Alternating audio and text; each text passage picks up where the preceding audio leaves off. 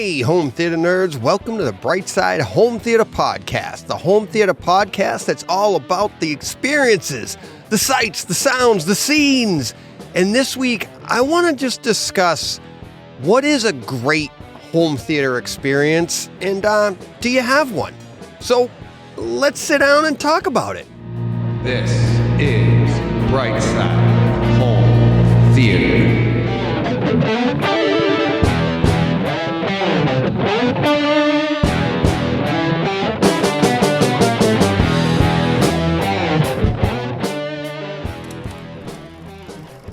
All right, thanks for pushing play on the Brightside Home Theater Podcast.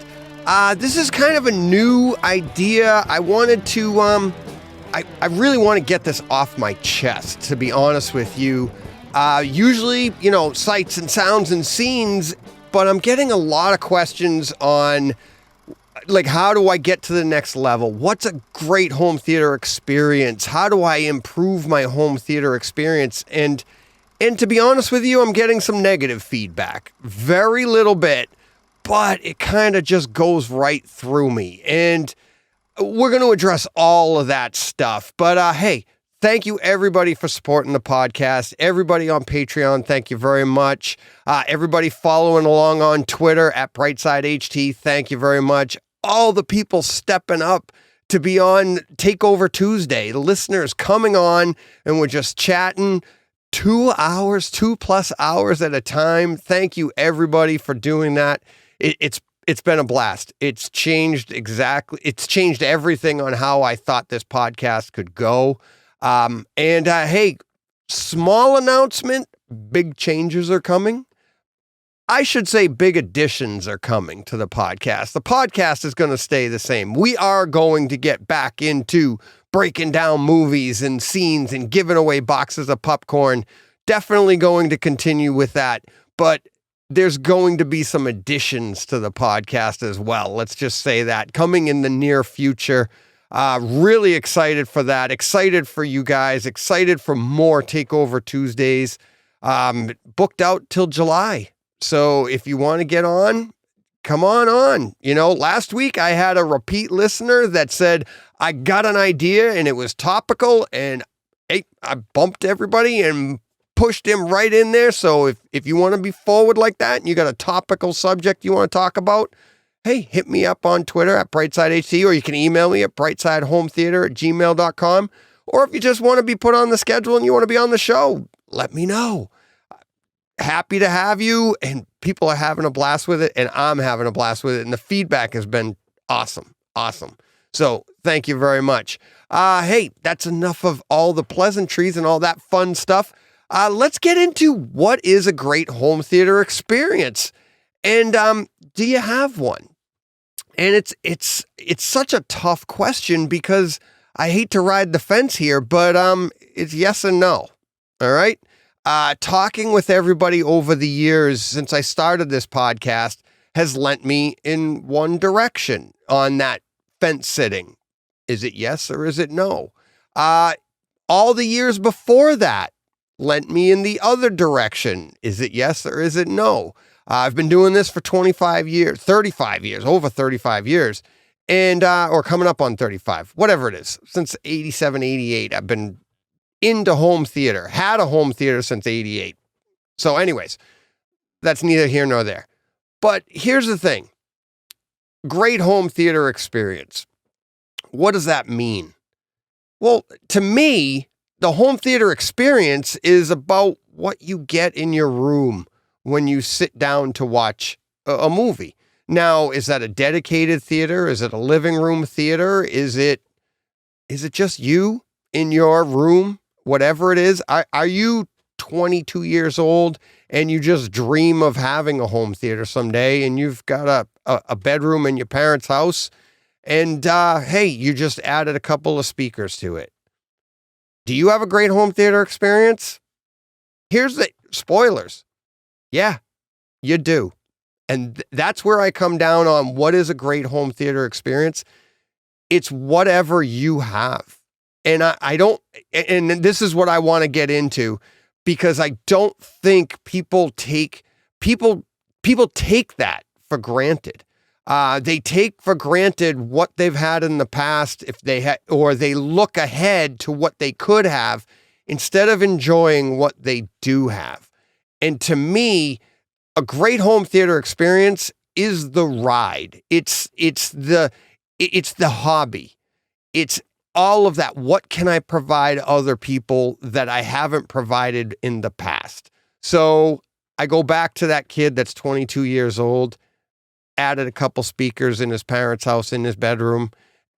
And he's like, I'm blown away by that. And does this sound familiar? Like Ralph and I talking a couple weeks ago or a week ago about this and saying, this is how we started out. And we were blown away by that. But now because of sound bars and now because of it's a lot more accessible now, a home theater that is, compared to what it was in the 80s, because it really didn't exist when we first started. And we're starting to take that for granted. And what I'm not liking, and here's the negative that I don't like, is that people are judging because they don't have what either they have or what they could possibly have.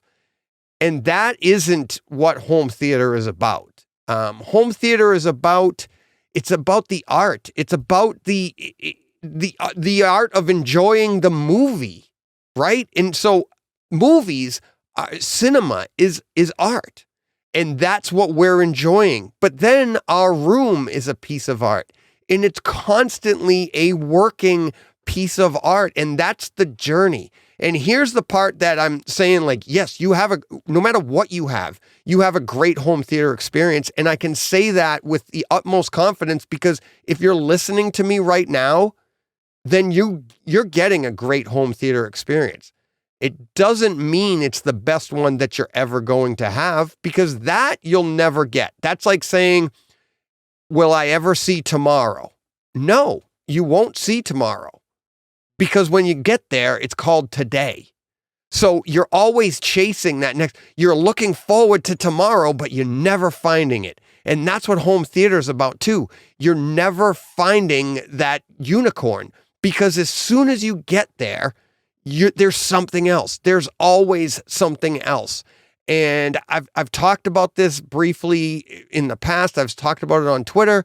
I was always raised on the idea that there's always something better. There's always somebody better. Don't ever think you're the best at something. There's always somebody better. But at the same time, there's always somebody that has it worse than you as well. That was the other part of it. But here's in home theater, there's always something better. There's always new tech on the horizon. Even if you just were able to get the best of the best of the best, there's new tech on the horizon. And then it's only going to take you a couple days to go, oh, wow. Okay. Well, how do I get that? Well, guess what? Now you don't have the best anymore, but you're still getting a great home theater experience. All right. I want to go back to about 15 years ago. And I draw on this a lot, especially when I'm looking at people's theaters, when I'm going into people's theaters, whether it's virtually or visiting somebody in their theater. So this is, like I said, about 15 years ago. My buddy Jim, the projector guy, he invited me to this theater that was an amazing theater. It was, $100K or more for the gear, not the room. And he's like, do you want to come in and experience this theater? And I was like, yeah, all right. So at the time, I drive all over the place. So I'm like, just tell me when and where, and I'll schedule it, and I'll pop in. And it was like I think it was like a Thursday afternoon, 3:00. I drive up to this place, and I'm like, in my head, I'm thinking $100,000. Oh, this is amazing. And that's 15 years ago. I don't know what the gear is off the top of my head. It was crazy gear, and I'll get to why. Double projectors, I do remember that, mounted on on sandwiched together, one upside down, one right side up, blah, blah, blah, blah. All together in this room. Huge screen. I want to say it was over 130-inch screen. But I remember thinking, this is going to be an amazing theater. I can't wait to just sit down and enjoy it. And I walk in the room, and this room was in shambles. It was just curtains, just drapes, just kind of like dusty. The drapes were. speakers just put onto these like shelves, and they wires across the floor, cables across the floor, just a couch to sit in, and like things hand built onto the ceiling to get the projectors to be calibrated, to be positioned correctly. Everything's, of course, it's all leveled out. It's all perfect. Because what happened is when he got up, the owner gets up and he goes over, shuts his lights off. I already had dimming lights on my own. He didn't have this. But it was about the gear. When the lights went out and this thing went on, compared to what I had at the time, what I had heard at the time, I was blown away. It would be like going from, let's say, 1995 and jumping, and this is how my memory is working it. It'd be like going from my memory of 1995 and what home theater was like and the tech we had, and getting in a time machine and seeing Dolby Cinema today. It was that mind-blowing to me. I'd never experienced anything like this.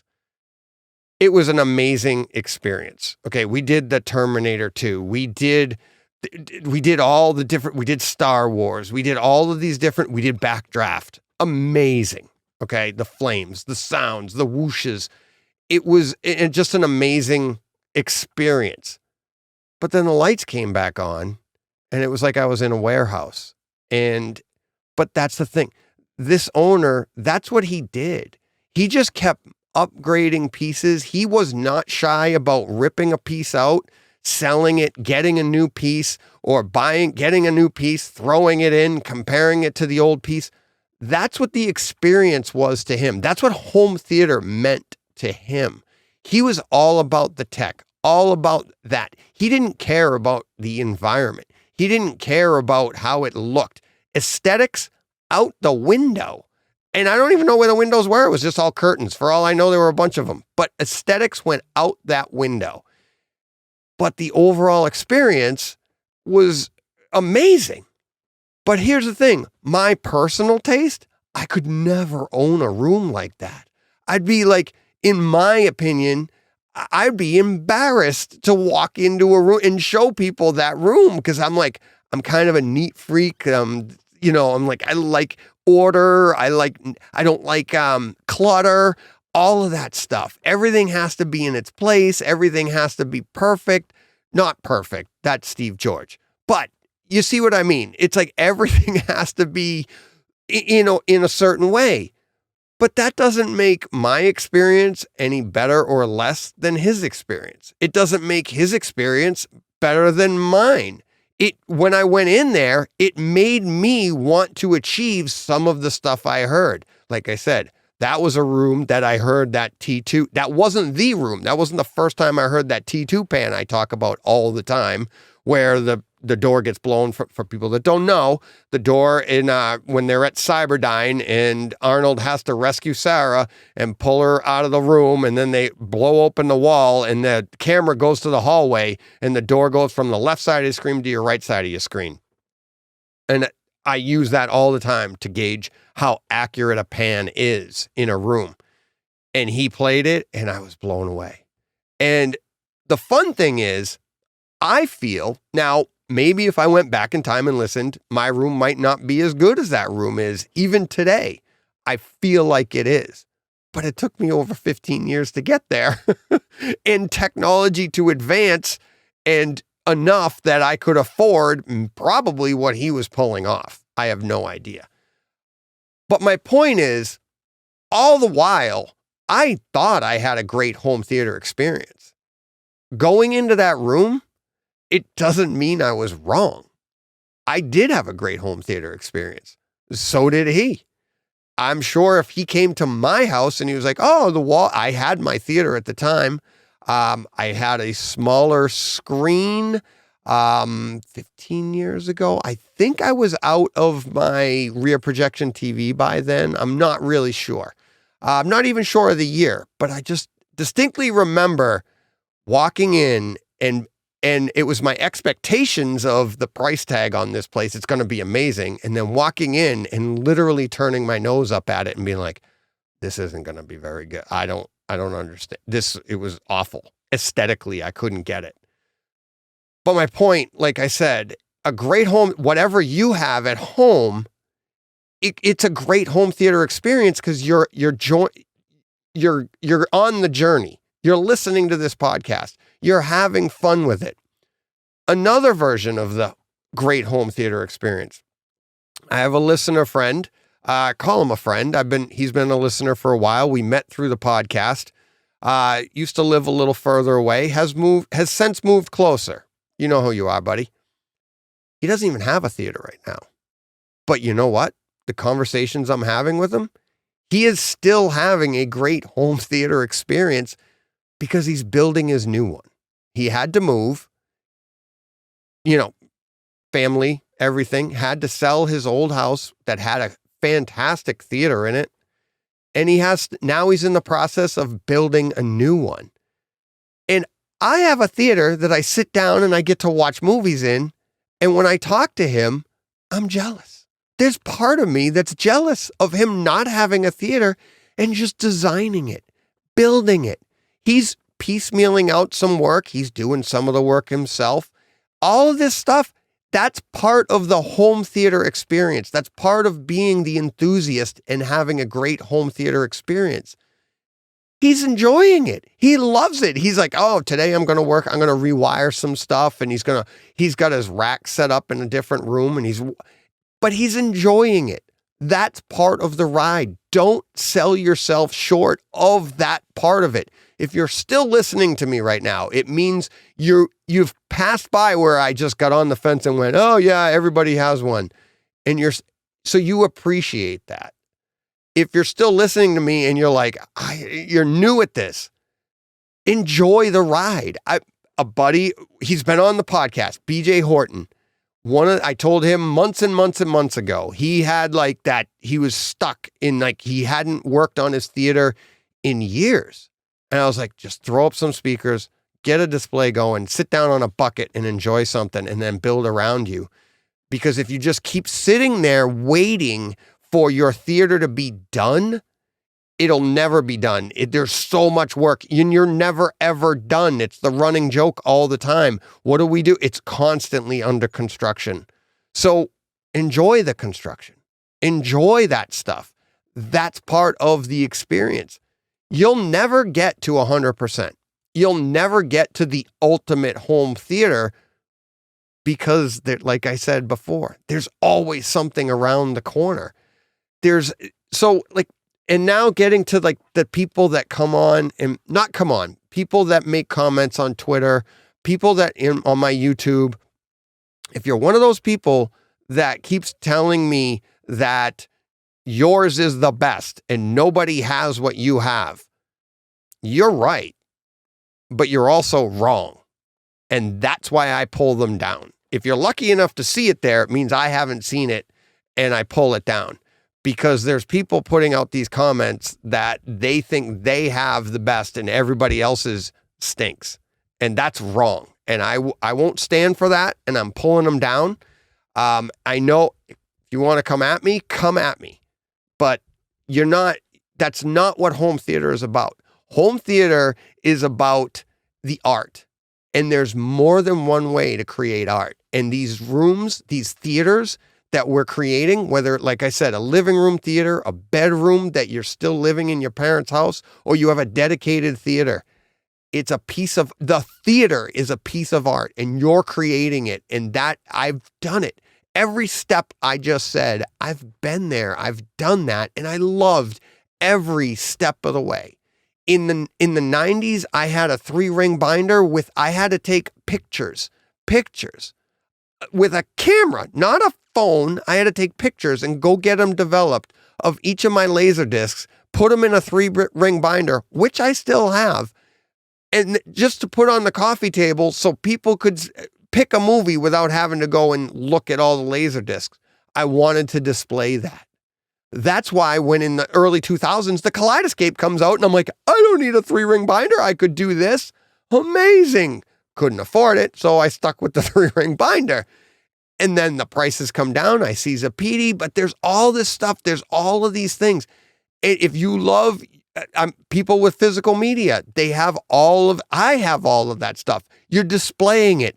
People come in your house. Ooh, what is that? And I like to keep my physical media outside the room so that people see it and they go, whoa, what's that? Where does that go to? And then you open the door and they're like, oh, wow. And that's part of the fun. It's a piece of art. I've been in the art world. It's kind of cool when you produce a piece of art. It's all framed and up and like, what's that? Oh, who did that? I did. And you just kind of shrug it off. But inside you're like, oh my God, they love it. It's awesome. But you try to stay humble. You try to just be like, and you sit there and wait for people to look at it. And it's great. We had a listener on, Mike. He did the same thing. He went downstairs, turned his theater up, goes upstairs in the living room, and all the company is waiting. He's like, somebody comment, please. He's getting a great home theater experience because he like, that's part of the fun, right? And then in that same conversation, we're trying to figure out how to upgrade his great home theater experience. Don't listen to people. Don't listen to that crap. Don't listen to anybody that tells you don't have a great home theater experience.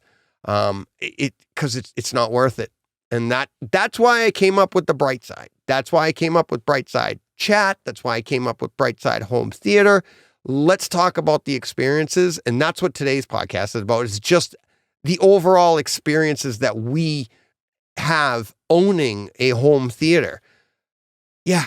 Think of some movies that you would never watch otherwise. If you watch them on a regular TV, they don't play well. We talk about them all the time, and because of our theaters, they play out. Hurricane Heist. I was so blown away by that. Pun intended. Didn't even mean it, but now I'm going to intend it. Hurricane Heist. Blew me away. It's an awful movie, to be honest with you. If I had to watch that like at night on a regular TV with no surround sound, I'd be like, ooh, this is kind of a stretch. Not a big fan, but I love it. I wanted to give it away. I sent a copy to my buddy John because I knew he wouldn't buy it. So I was like, you've got to see this. And he agrees. It's a great home theater movie. Lucy, same thing. The pictures, the sound on that. I'm not crazy. I love the story. I love Scarlett Johansson, but Lucy's another one. Moonfall, talk about topical. Moonfall, the moon crashes, spoilers, it's in the poster for God's sakes. The moon crashes into the planet Earth and people get off. It like off the moon and like practically step onto Earth. No, but the surround sound, what it does for you is an amazing story. It's and when I say story, I'm saying the sound in your room. That's going to be a blast for me to break down someday. Okay. That's another one. The entire Transformers series. I loved the first one. I loved them all actually, because I grew up, I have a younger brother. So when the Transformers came out, I was probably 14 by that time, but my younger brother wasn't, and he really got into them. And then it was on after school when you came home. He was watching it. I'm home watching him. And you're watching Transformers and Optimus and the noise, whatever it is. I can't do it. But then when that movie comes out, the experience, and then getting into, I think it was the first Transformers movie, Walmart, I find out online at the time, comes out with a special IMAX edition. This was way before IMAX Enhanced, but it was only put out through Walmart. I had to search all the Walmarts in the area. I probably went to 3 or 4 of them to be able to get this edition, to come home and get that bigger scene, because they have the battle scene and it's Optimus and Megatron are fighting in the forest, but it opens up to full screen. So it was like the first time you went with the variable aspect ratio, and oh my God, that was awesome. So I had to own that edition, right? Because I wanted to get that. I wanted to experience that. And it was awesome. And I loved it. It was a great home theater experience. I don't have $100, $200, $1 million theater, but it's a great home theater experience. And I'm going to hunt down every possible way I can improve it, whether it's 1%, 0.5%, or, 25, 50% better. I don't know. I don't care. That's part of the hobby. I'm just experiencing everything that I can possibly add to my room, into my experience. And then when other people come, I know people don't appreciate what I've done. They don't appreciate the nuances that we do, but that's part of the experience. Getting the eye roll, sometimes it is kind of fun. You'd be like, oh, I got it. I'm like, oh, okay. Well, you don't know what you're missing, pal, because this is a great experience. But like I said, whether you do a DIY like myself or you do a turnkey, it's still, that entire process is a great experience. I'm hoping someday I could actually build a theater, like a turnkey theater, where I just say, this is what I want to do, and you hire the people to do it, and the process you go through. Carl, listener of the show, I get all the updates. It's a multi-year process he's going through, and that process is the experience. He doesn't have that theater yet, but he's building his ultimate home theater. And one of the things Carl and I go back and forth on is like, Carl, you're never getting to the ultimate, because as soon as that theater's done, guess what? There's always tomorrow. And when you get there, it's called today. And you won't be there because there'll be something better. So don't get upset. Not talking to Carl here, but don't get upset at advancements. Just pick your stuff, enjoy your stuff, and then when you can get to those advancements, you get there. But watching Carl go through all of that, I absolutely love it. He's been to different theater installers. He's done different demos, experiencing all these different speakers. It's a blast. I've done all that, and it's so much fun. I've done it even without shopping. The hard thing, what's fun for somebody like Carl is like he's actually shopping. So he's doing it, and he's like trying to make the best possible purchase he can make. He's trying to get the most bang for his buck. And I mean, he's got some bucks to buck, but he's having a ball. Absolutely having a ball. I hope he's having a ball and he's not too stressed about it. I'm having a ball watching him. But what I'm doing is like, at the same time, I go out to places, I do some demos. I've got to hold myself back because I want to have some of that fun. I want to shop. I want to upgrade. I want to do this. Funds are funds, right? I could sell all my stuff and start fresh, I suppose, but I don't want to do that. I'm having too much fun. It's, cause and effect there. But yeah, so turnkey doesn't mean that you did anything different than the guy that DIY. You're both experiencing building a home theater in your own way. And here's the thing. They both come with the same exact thing every single time. Whether you build it yourself or you pay somebody to do it, and like I said, you call it a turnkey, comes with the same thing. Called the anticipation of pushing play. That's why I end my show with go push play. That's all we want to do. That's what we want to do. Whether you're the guy that wants to break down your theater every day and add new gear and check this, but at the end of the day, all the tech you deal with, whether you have the engineer's mind like a Rob H does, or you have more of an artistic mind like myself, and you want to just like absorb it, and either way, guess what? The only way you test that gear is by push and play. And when you push play, you're like, oh, wow, that's an amazing, I love it. And, or, oh, could I make that better? But you're still having a great experience because you're like, oh, that's not quite what I heard when I heard that demo. So how do I get there? That's the fun. But that's the anticipation of pushing play. When you're building your theater, you're like, I can't wait to hear this. I can't wait to see this. Oh, I can't wait to do it. And that's why I said, like, to BJ, I was like, buddy, just keep pushing play while the room's evolving around you. And then you'll know what those room treatments mean. If you're going to put in room treatments, you'll know what it means when you add surround channels. You'll know what it means when you go from 5.1 to 7.1, because I just installed my rear channels. You'll know what it means when you add in the Atmos as you're building this room, as you add a couch instead of sitting on a bucket. You'll know what all those steps mean. So keep pushing play. That's the fun. that's what would, and that's the great experience.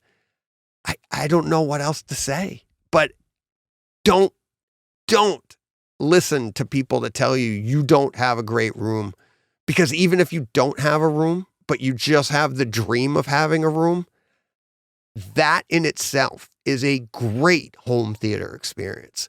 So enjoy that, enjoy the ride, keep pushing play. That's what I say. That's why I don't say, mash the like button. No. Mash the pushing play. Go have fun. That's what I've been doing. That's why I'm having a hard time getting and sitting down and doing my reviews of movies like U571, is because I'm just pushing play on movie after movie, and they're all old movies. I'm having fun. I'm going through the entire Star Wars saga again. And I'm doing it like scene by scene. I'll sit down and do 20 minutes here, 20 minutes there. Right now I'm in Last Jedi, and it's amazing, especially since I go in order of the releases. So I did the original trilogy, then I went back and I watched the prequel trilogy. Well, and this is all at like 20 minutes, half hour. If I got 40 minutes to sit in my room, I'll do it because it's my busy time of year. So I'll do that, but I'm enjoying because it looks amazing. It sounds amazing. But jumping from the original the prequel trilogy and going all the way to, the next one, what was it? Force Awakens. Sorry. Going to Force Awakens. Holy crap. The CGI that we had in the prequel trilogy, yuck, not good. But then you jump to the new J.J. Abrams and Force Awakens. So good. It looks so amazing. The sound, the HDR, the sound is so good. Sound is good in all of them, to be honest with you. But yeah, I'm just absorbing that. But I'm also jumping on and watching other movies as well. And I'm like going through some of the MCU. I'm just having so much fun with it. But like I said, just mashing that play button, just having fun. And that's all you can do. And that's a great home theater experience. And if you're still listening to me right now, I know that's what you're doing. And I appreciate that. I appreciate everybody following along. I appreciate your patience until the next boxes of popcorn are given out. But I'm promising you, some additions are coming to Brightside Home Theater. Can't wait. And more people, talking with more people. I'm having a blast. Thank you everybody for listening. Thank you for following along. You guys know what to do if you want to support the podcast. It's all in the show notes or whatever. I hate begging for this stuff or asking for this stuff. So you know what? Like I've been saying, just keep pushing play, people, because that's the most important part. So until next time, go push play.